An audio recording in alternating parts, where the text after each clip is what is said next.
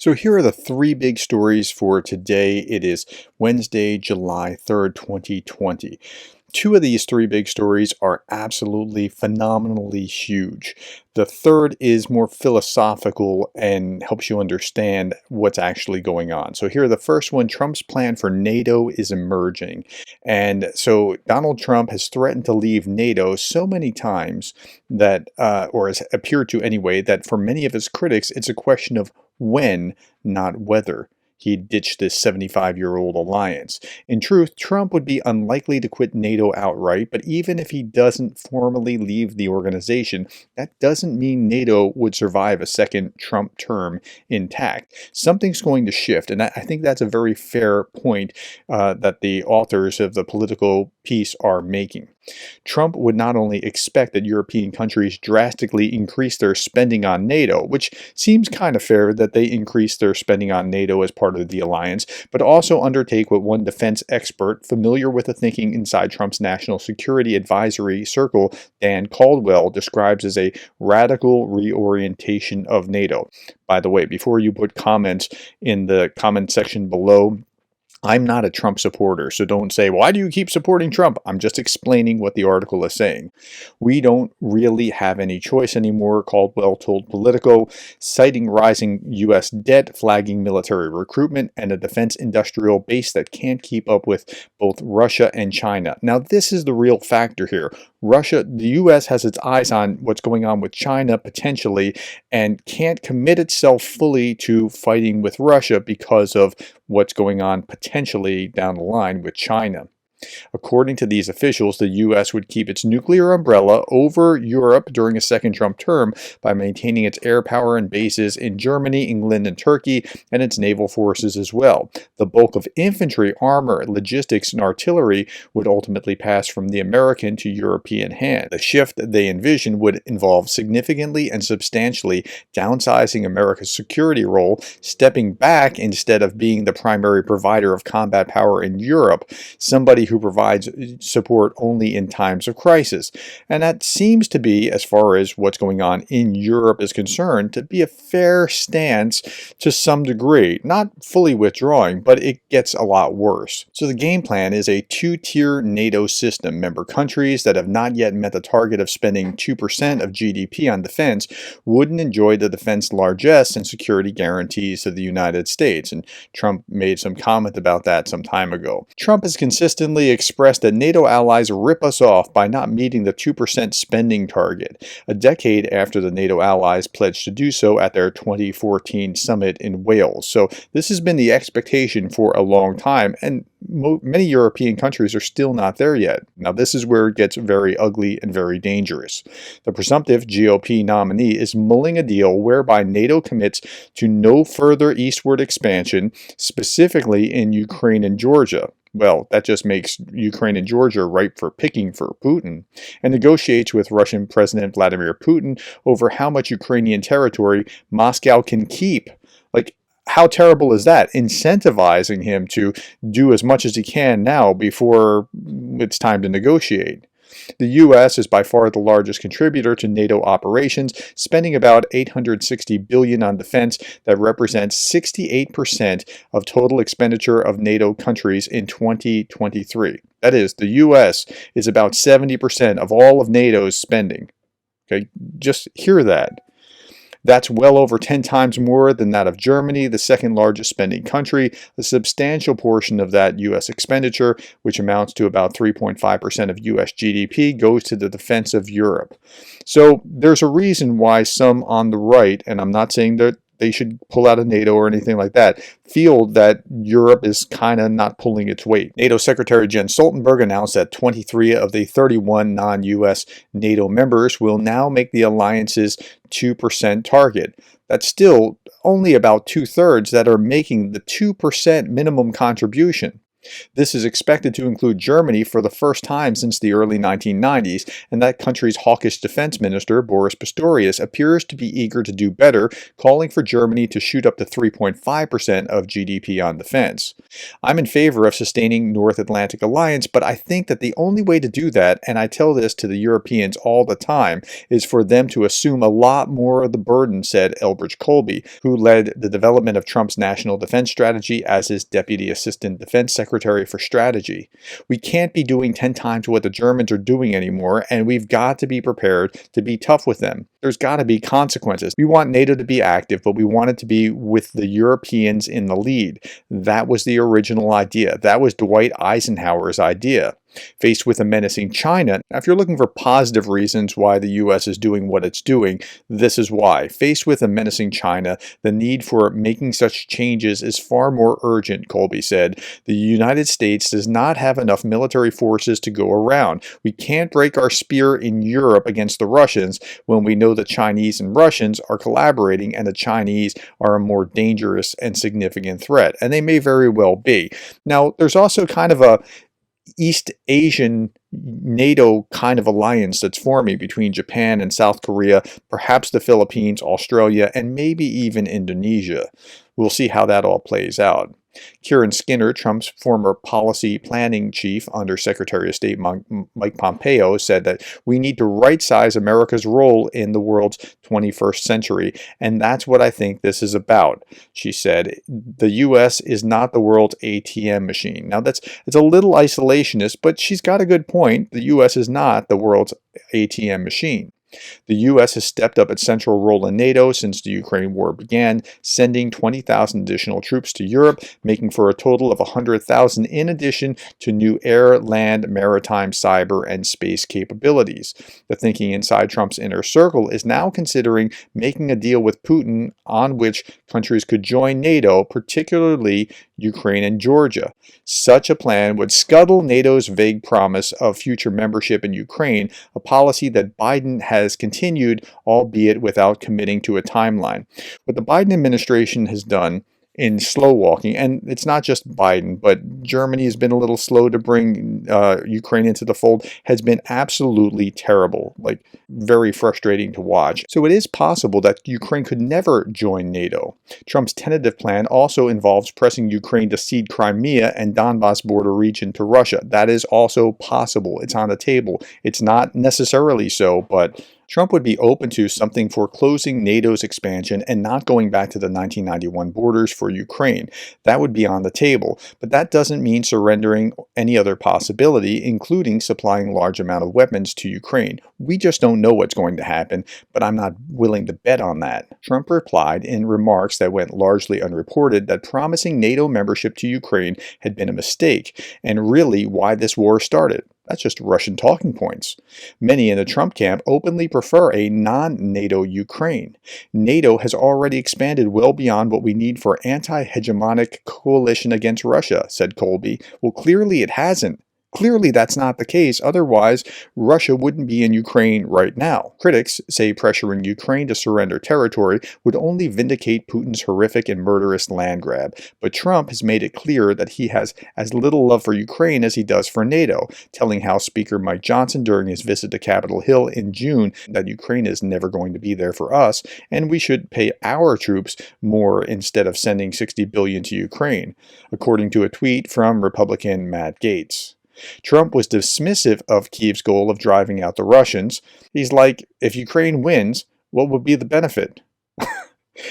I can see the benefit. It's very clear to me. If Ukraine wins, international order is restored. Ukraine can become a member of NATO and will be at the cutting edge of our understanding of modern warfare. And that's let alone the moral factors involved. The biggest issue with Trump's emerging approach to NATO may be that European nations are plainly not prepared to fill a dramatically expanded military role anytime soon. The Europeans really do need to wake up and step into a larger role. European leaders are in denial. Many U.S. critics say they don't really have any idea of how to replace the United States. The critics in the Trump camp say the Europeans need to deliver on still unfulfilled pledge to vastly expand NATO's quick response force from 40,000 to some 300,000 troops. But with the exception of some countries like Poland, many European governments remain borderline delusional about what is required. Trump also recently told Nigel Farage, his far-right British supporter, that the US will 100% remain in NATO under his leadership as long as European countries play fair. And by playing fair, that means they fund NATO fully from their side of the equation. Roberts says a flood of worried Europeans have come through Heritage, that's the Heritage Foundation, the conservative think tank in Washington, in recent months, fretting about what might happen under a Trump presidency. They don't get that you can't come to the United States from Europe and say you must give us more money because Putin is going to invade our country. The American taxpayer says, "What have you done? What has Germany done? Why did they continue to buy Russian natural gas? Fix your own backyard before you come to us for a handout." And to some degree, that's a good line of reasoning. But to pull out or to disallow Ukraine from becoming NATO when the only reason that they're in this war is because they're not NATO, that's a bad policy.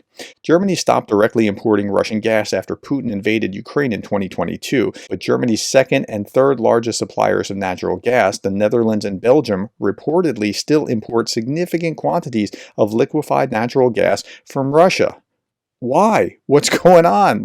That's not okay. At a news conference with Stoltenberg at the 2018 NATO summit, President Trump said, "We're supposed to protect you, and yet you're paying all this money to Russia?" Say what you will about Trump, and there's plenty to say about him. He's right about that particular point. I feel like they're almost going through stages of grief in Europe, Colby says. They moved past rejection to a sort of acceptance, but they haven't gotten yet to, okay, here's how we deal with this. They need to be producing combat-credible forces to deal with a Russian attack now. They're giving themselves a pat on the back for what they should have been producing 10 years ago. And it's true, Europe does need to step up in a significant way. Even some former Trump officials acknowledge that Washington probably doesn't want to go too far in handing over leadership to the Europeans. Trump's isolationist instincts could accidentally boomerang and lure the U.S. into a wider war. And that's what I fear I'm not an internationalist, but I'm not an isolationist. We have to be involved in the world and not put our heads in the sand. Trump's pledge not to expand NATO may be far more palatable to European allies than many people realize. In May, German Chancellor Olaf Scholz was blunt in saying that he didn't think that Ukraine could become part of NATO for perhaps 30 years. And on June 17th, Stoltenberg indicated that a ceasefire alone wouldn't be enough to set NATO membership for Ukraine in motion. That's horrible. Many U.S. officials, including General Christopher Cavalli, the Supreme Allied Commander for Europe, insist that 2% should be a floor, not a ceiling for the Europeans, and they note that Barack Obama, among other presidents, chronically complained about European free riders, which is why Obama insisted on that 2% target in 2014. EU governments are acutely aware of all this. Europe also recognizes that China could have an impact on the military role the U.S. would be able to play in helping to protect Europe. There may not be enough capacity for two theaters. There's not. There is a doctrine in the U.S. military right now of we have the ability to fight one war in one theater, and that's the way our forces are shaped. And that's why they're being very cautious with what's going on in Ukraine. John Bolton told Politico in February that Trump's goal here is not to strengthen NATO, it's to lay the groundwork to get out. But most former Trump officials appear to believe that the alliance should be preserved. So many of those are Reagan conservatives rather than the new Trumpian types. They argue that Obama only complained about Europe's stinginess. Trump actually did something about it. Final conclusion was Trump's national security goalpost may be moving. Just how far, it's not clear, but the future of NATO and of Europe rests on that answer. So that's where we are, and that's what could happen under a Trump presidency. Okay, second big story. President Xi's Central Asian trip is to cement ties as China vies for influence with Russia. Now, the Shanghai Cooperation Organization meeting is happening right now. Xi hasn't failed to notice that his influence is kind of in competition with Russia's influence. It's really interesting to watch.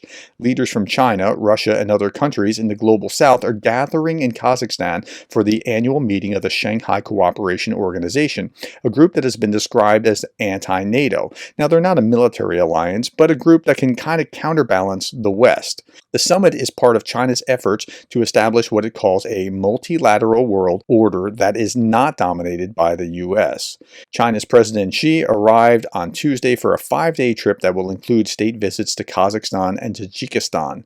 More than a decade ago, Xi used an official visit to Kazakhstan to launch the Belt and Road Initiative. That investment is part of China's pitch to Central Asia that it can help countries to develop outside of Russia's shadow. The war in Ukraine has proven to the Central Asian countries that diversification of their ties with the world is the key to their successful existence in the region, said Timur Umarov, a fellow at the Carnegie Russia-Eurasia Center.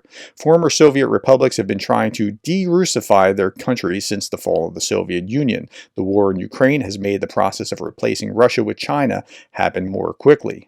Relations between Xi and Putin, which the two pledged to deepen as recently as May be strained this week by the shadow of Putin's recent visit to North Korea. Why would that be? Because North Korea and China have been really close, and Putin was kind of muscling in on that. Putin signed a mutual security pact with Kim Jong-un, an agreement which China fears could create the perception of a Cold War-style bloc and damage Beijing's influence in East Asia. Because as that happens, South Korea is going to get closer to Japan and closer to the Philippines and closer to Australia, and they're going to create a bloc that will counterbalance China. Established as a Shanghai Five in 1996, the group was originally a forum for the founding members, China, Russia, Kazakhstan, Kyrgyzstan, and Tajikistan, to thrash out border disputes. Since then, its membership and scope has expanded to include countries as diverse and mutually disagreeable as India, Pakistan, and Iran. This year, Belarus is expected to be welcomed into the fold. However, the group's growing size, it already accounts for 40% of the world's population, does not necessarily make it more relevant. India's newly re-elected Prime Minister, Modi, is expected to skip the summit. So you can't just look at these groups and think they're all arrayed against us as some kind of monolithic whole. They're not. They have their own competing ideas and loyalties and preferences and desires, and you have to understand that they're not all unified. Okay, last article. I thought this was absolutely fascinating. Pranksters. Now, yesterday I showed you this. As I ended, that the Soviet Union is on the left, the Nazis were on the right. But really, when you look at it closely, as far as not just ideology, but is authoritarianism, they're a lot closer than you would think. I did that just last night in my very last video. Now, pranksters reveal odes to Putin were Russian translation of Nazi verses. This patriotic poetry of Gennady Radakin has won him quite a following in Russia over the past year. His odes to Vladimir Putin and his emotive verses in support of Russia's war in Ukraine drew appreciation on social media. But Radakin admirers did not realize one thing. The 18 poems published under his name were in fact Russian translations, direct translations, of Nazi verses penned in the 1930s and 1940s. One called The Leader, and published with a photograph of Putin, was originally called Führer. Another, an ode to Nazi stormtroopers, was translated into Russian and repurposed as a tribute to fighters from the Wagner paramilitary group. Radakin does not exist. He was invented by a group of anonymous pranksters who wanted to demonstrate that Z propaganda, named after the Z symbol of Russia's war in Ukraine and the dominant force in the Russian cultural scene, has more than a faint echo of fascism. Now, that's ironic when Putin says that he's going to Ukraine to clear out Nazis when this is happening here. We read collections of Z poetry and saw straight-up Nazism there. We suspected that they probably wrote exactly the same things in Nazi Germany, and we turned out to be right. The author said that almost all the Nazi poems they discovered fit the current Russian context perfectly. References to Germany were changed to Russia, but otherwise the poems were published in exact translations. How about that? All right, my friends, that's all that I have. Thank you for the likes, the shares, the subscribes, and thank you for being the kind of person that cares about Ukraine.